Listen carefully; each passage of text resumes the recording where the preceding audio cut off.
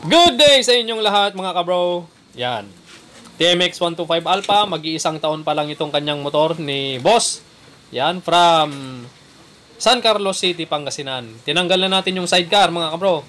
Dahil hindi natin may pasok dyan sa ating laboratorio at dahil masikip ang daan, tinanggal natin yung single para may pasok natin.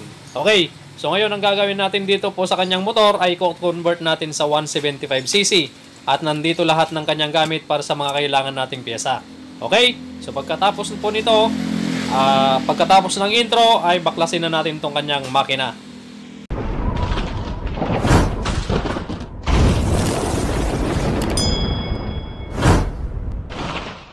Okay mga kabro, nabaklas na po namin yung makina ng TMX 125 from San Carlos, Pangasinan si Boss.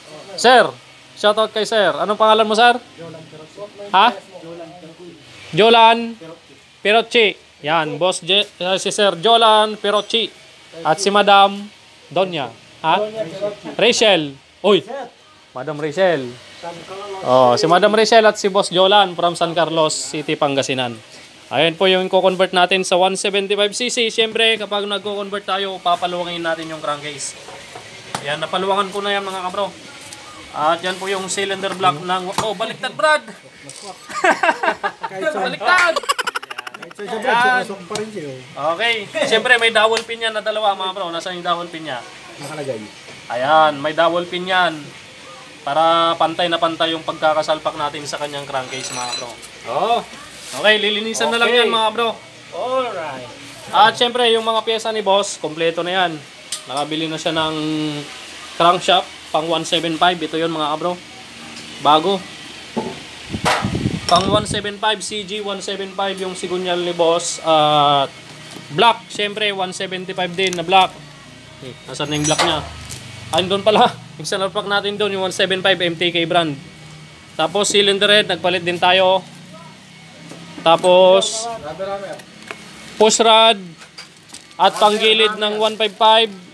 Tapos, idle gear na steel bushing mga bro yung ikinabit natin dito. Mamaya, iisa-isayin natin yung mga ikinabit natin sa motor ni boss. Yan, 175cc mga bro. Tapos, titignan din mamaya yung top dead center ng kanyang piston pag naisalpak na natin sa crankcase yung sigunyal. Ano kagawad? Opo. Ha? Ay, yabang eh. Okay, so hintayin lang natin malinisan yun para may top dead center natin. Makikita natin kung maganda yung lapat niya. Opo. Okay mga sir, ito na po yung crankcase at napakalinis na mga bro. At ito po yung kinabasan natin. Makikita nyo, kumikinang-kinang, kumikintab-kintab, at chumichichilang-chichilap. Oh my God! Wow! Okay, so yan yung gawang kabro. Yan yung pinort natin ng mano-mano gamit ang barena. So ilagay na muna natin itong kanyang crankshaft or yung kanyang sigunyal. Makikita nyo, nilagay ko na rin yung kanyang piston. Dahil ilalapat natin yung cylinder block at titignan natin yung top dead center niya at yung piston, yung ilalim ng piston, titignan din natin kung tatama ba doon sa sigunyal. Yan. Nate, take note, dapat may langis yung inyong sleeve ng block bago nyo ipasok. Hindi pa nakakabit yung piston ring nito mga bro. Yan, titignan muna natin, sample lang mga bro. Ngayon, titignan natin, ipapaikot natin yung crankshaft, titignan natin yung ilalim ng piston kung tatama. Yo. Sa balik. Okay naman mga bro. Hindi naman tumatama yung ilalim ng piston sa may sigunyal. Okay. Very good sa ilalim. At dito naman tayo mga bro sa ibabaw, sa top dead center niya. Titignan natin kung nakalubog ba or pantay. Yan. Top dead center natin. So dito mga bro, makikita natin dito sa ibabaw. Yan, tatap dead center natin. Medyo nakalubog siya ng kaunti. Yan, ngayon susukatin natin, kakaliper natin kung gaano o ilang yung lubog niya sa gilid ng piston. Okay.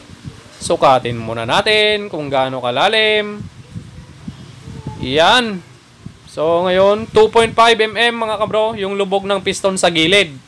Pero yung gitna ng piston niyan mas mataas. Kasi yung piston niya paumbok. Yan, kung makikita nyo. 2.5 yung nakalubog ng kaunti sa piston. Okay. So, ganyan lang Si boss ang magdidesisyon dyan kung papareplace natin yung ibabaw ng block or hindi na.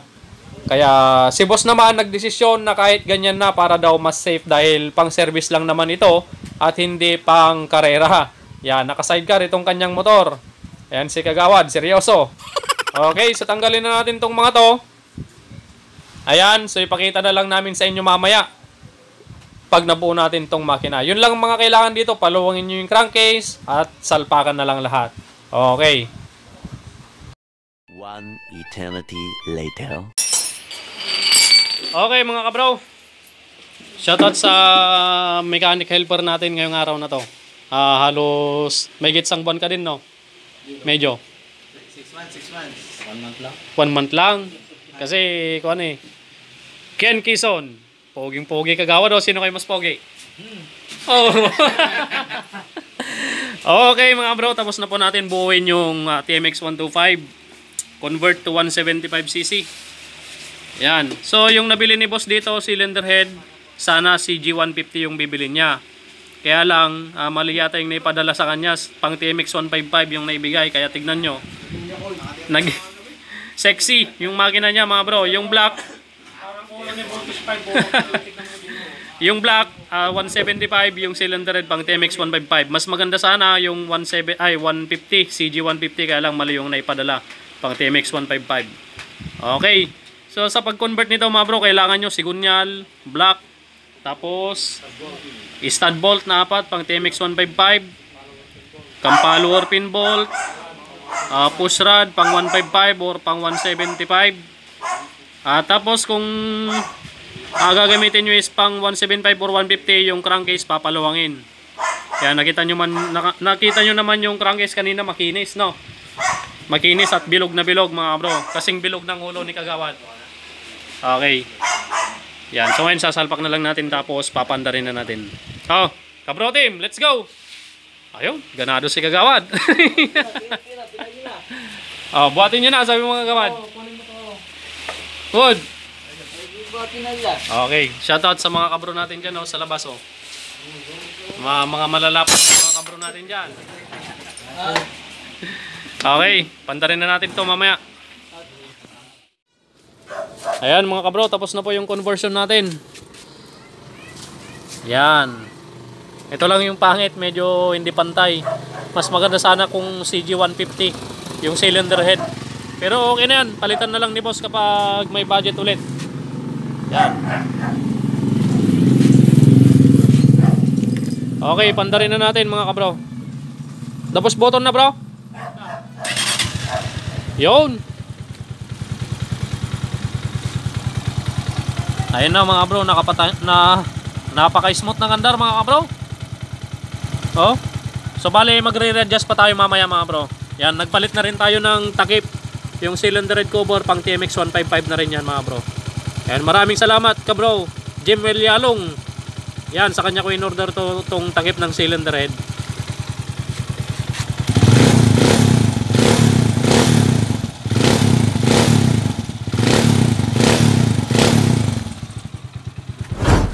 Something na mga kabro.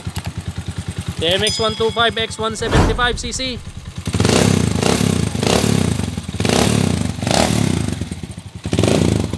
Brother, road test ko muna mga kabro.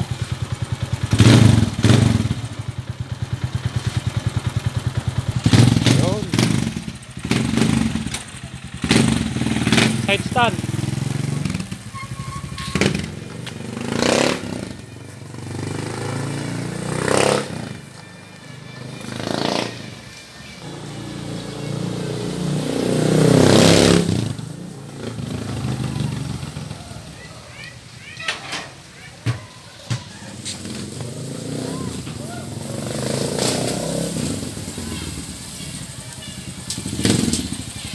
Pasok na natin sa laboratory natin mga bro dahil nandiyan na yung ulan. Ayun, madilim na naman yung kalangitan. Re-readjust na lang natin tapos okay na, kakabit na natin dun sa kanyang sidecar.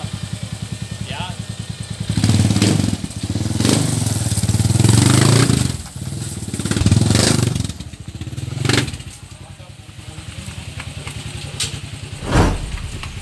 Ano Kagawad, pagkain? Ay, hindi pala. boss. Madam.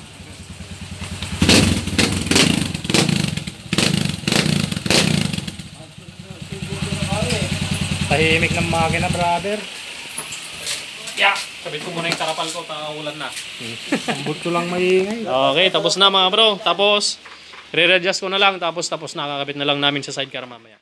A few moments later.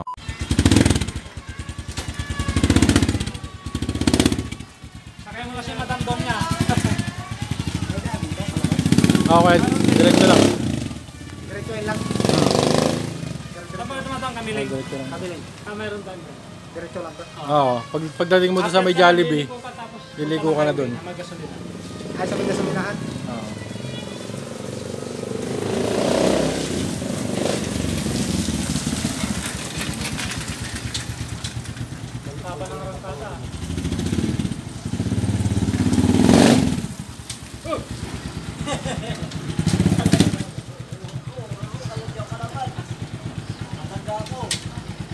Okay mga bro, uwi na po sila boss.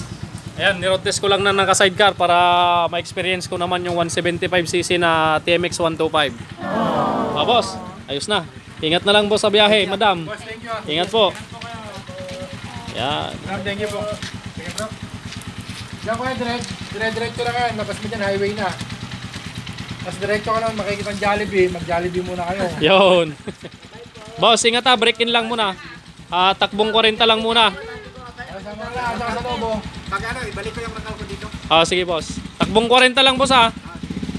Ingat, ingat. Okay, maraming salamat mga bro. Tapos na po yung conversion natin. Hanggang sa susunod na vlog natin. Pagpalain kayo ng Panginoon. Ay, nagpapakit si Brother Lito.